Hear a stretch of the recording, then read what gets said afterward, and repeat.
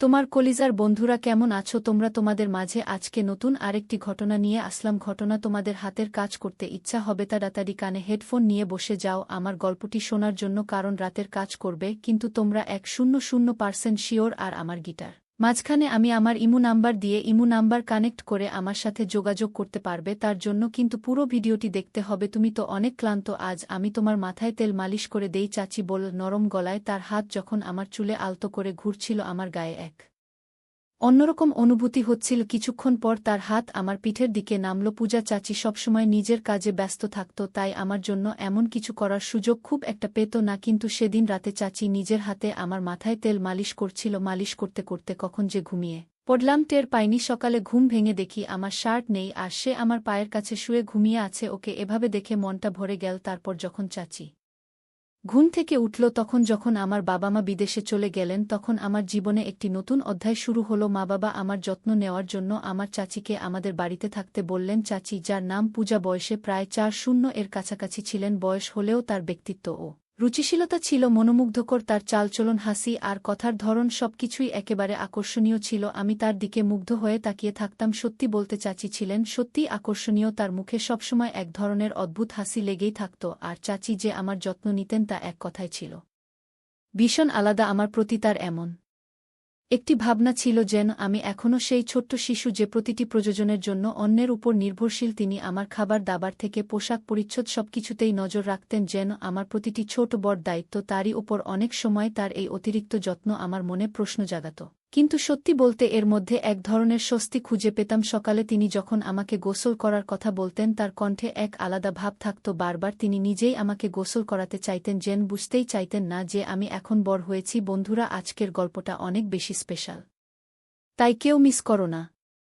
আর বদবকগুলো ভালো লাগলে ভিডিওটি লাইক, শেয়ার এবং চ্যানেলটি সাবস্ক্রাইব করো প্লিজ। একদিন চাচি আমাকে বললেন, তুমি ছোটবেলায় কতবার আমার কাঁধে উঠে খেলতে। আমি একটু লজ্জায় পড়ে চাচিকে বললাম, চাচি আমাকে এভাবে লজ্জা দিও না। কিন্তু তিনি থামলেন না এবং গোসলের সময় আমার দিকে তাকিয়ে রইলেন। আমার নাম কুনাল আর আমার বয়স এখন 20 বছর। ছোট থেকে শুনে আসছি যে মায়ের পরেই চাচি ঠিক মায়ের মতো। এই কথাগুলো বরাবরই আমার মনে একটা প্রশ্নের জন্ম দিত, সত্যিই কি চাচি এতটা গুরুত্বপূর্ণ? তবে কখনো ভাবিনি যে চাচি আর আমার মধ্যে এমন কিছু ঘটবে যা আমি কল্পনাও করিনি। যিনি ছোটবেলায় আমার এত যত্ন নিয়েছেন, তার দৃষ্টিভঙ্গি কখন যে এতটা বদলে যাবে বুঝতেই পারিনি। একবার আমার বাবা মা 2 মাসের জন্য বিদেশে গিয়েছিলেন। মা বাড়ির দেখাশোনার জন্য একজন সহকারী পাঠিয়েছিলেন। পরদিন সকালে যখন ঘুম থেকে উঠলাম, তখন হঠাৎ দরজার ঘণ্টা বাজল।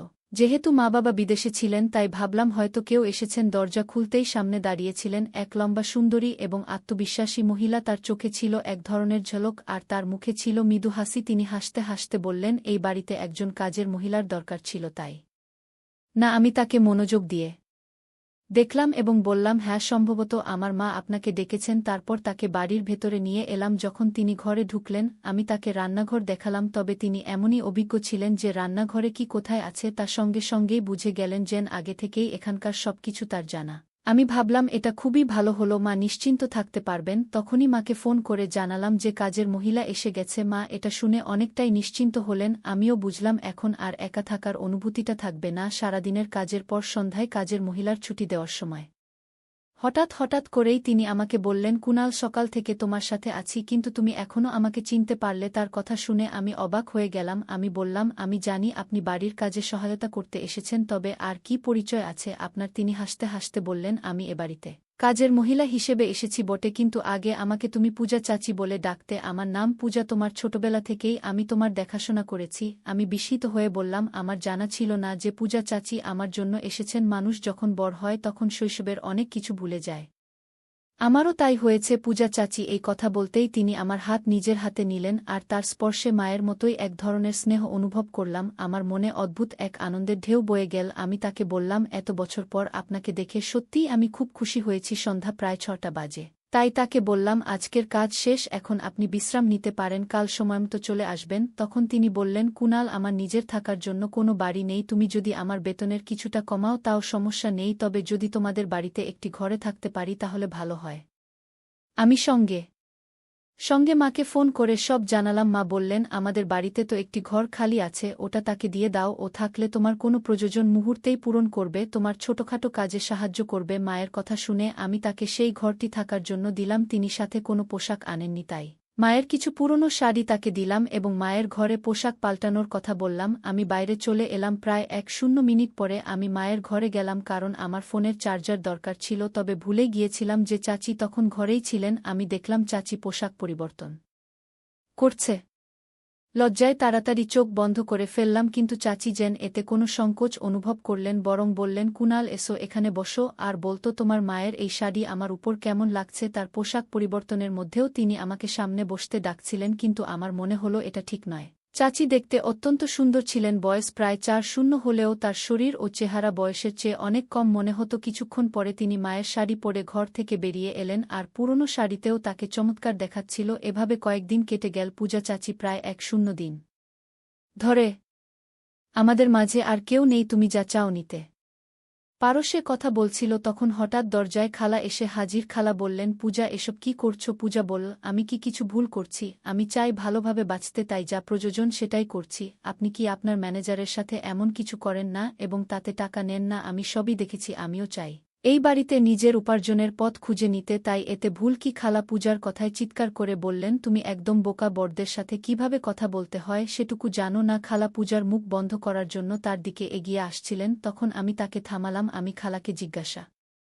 করলাম, পূজা যা বলছে সেটা কি সত্য? খালা মাথা নিচু করে চুপ থাকলেন, কিছু বলতে পারলেন না। তখন আমি বললাম, খালা আপনি কি জানেন এসব দেখে পূজা কতটা প্রভাবিত হয়েছে? আমি এই বাড়িতে আসার পর একবার নয় দুবার পূজাকে আমার পকেট থেকে টাকা নিতে দেখেছি। শুধু একবার নয়, একাধিকবার আমার টাকা হারিয়েছে। হয়তো আপনাদের আচরণের কারণেই সে এমন করছে। আমি সবসময় শান্ত থাকতাম, এই পরিবারের কোনো সদস্যের উপর কখনো সন্দেহ করিনি। তবে এখন মনে হচ্ছে পূজার এই সমস্যার স্থায়ী সমাধান করা জরুরি, কারণ তার অবস্থা দিন দিন খারাপের দিকে যাচ্ছে। পূজাকে টাকা নিতে দেখার পর থেকেই আমি তার দিকে নজর রাখছিলাম। সে এখন আমার সামনে আর টাকার জন্য চেষ্টা করতে পারছে না, তবে জানতাম না সে এমন কোনো পথ বেছে নেবে। এবার সত্যিটা বলুন, খালু যখন বাইরে থাকেন তখন আপনারা দুজন কি করেন? আমার প্রশ্নে খালা কেঁদে ফেললেন এবং বললেন, দয়া করে শান্ত থাকো, আর তোমার খালুকে এসব কিছু বলো না। আমি একবার কোম্পানির এক সহকর্মীকে কাজে সাহায্য করতে গিয়েছিলাম, তারপর থেকে তার নজর আমার দিকে পড়ে এবং আমাদের মধ্যে সম্পর্ক তৈরি হয়। এই সম্পর্ক শুধুই টাকার কারণে। তোমার খালুর কাছে টাকা থাকলেও তিনি আমাদের ঠিকমত খুশি রাখতে পারেন না, এমনকি নিজের প্রয়োজনেরও খেয়াল রাখেন না। তাই কোম্পানি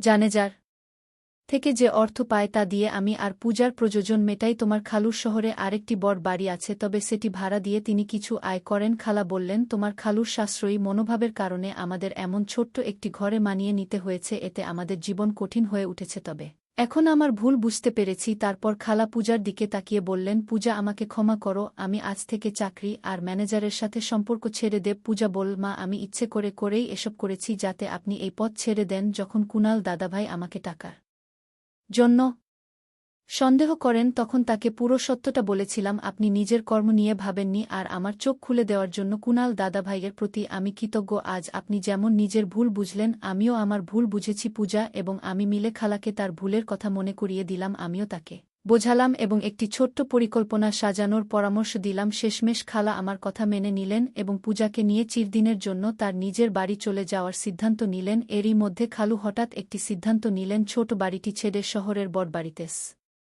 স্থানান্তর করার। খালুর এই সিদ্ধান্ত শুনে খালা এবং পূজা দুজনেই খুশি হল এবং আমাকে ধন্যবাদ দিল। সেই দিন থেকেই খালু তার সাশ্রয়ের অভ্যাস অনেকটাই কমিয়ে আনলেন। আমিও জীবনের পথে মায়ের কাছ থেকে শিখেছি যে অর্থ বাঁচানো গুরুত্বপূর্ণ, তবে পরিবারের মানুষদের খুশি রাখাও সমান জরুরি। যদি কেউ সবসময় তার স্ত্রী ও সন্তানদের সবকিছুতেই মানা করে, তবে তারা ভুল পথে যেতে পারে। একজন মানুষ তার পরিবার এবং নিজের জন্যই উপার্জন করে সঞ্চয় করা ভালো, তবে নিজের পরিবারকে কষ্ট দিয়ে নিজের জীবনকে সীমাবদ্ধ রেখে সঞ্চয় করা ঠিক নয়। অতিরিক্ত সাশ্রয়ী মনোভাবের কারণে কখনো কখনো আমাদের পরিবারের কেউ দুর্ভাগ্যের মুখোমুখি হতে পারে। তাই টাকা জমাতে হবে, তবে এতটাই যেন আমরা আমাদের জীবন উপভোগ করতে না ভুলে যাই। পরিবারকে ভালো রাখার জন্য টাকা জমানো প্রয়োজন, তবে পরিবারের সদস্যদের প্রতি যত্ন ও খুশির বিশ্বাসটি ত্যাগ করা ঠিক নয়। যদি পরিবারের সঙ্গে যুক্ত কেউ অতিরিক্ত সাশ্রয়ী হয়, তবে এর নেতিবাচক প্রভাব হতে পারে অর্থ জমানোর সাথে সাথে পরিবারের সদস্যদের চাহিদা এবং মানসিক অবস্থার প্রতিও যত্ন নেওয়া জরুরি। পারিবারিক সমস্যাগুলি সময়মতো আলোচনা করে সমাধান করা প্রয়োজন। যদি খালা এবং পূজার মধ্যে কথোপকথন না হয় তাহলে সমস্যাগুলি আরও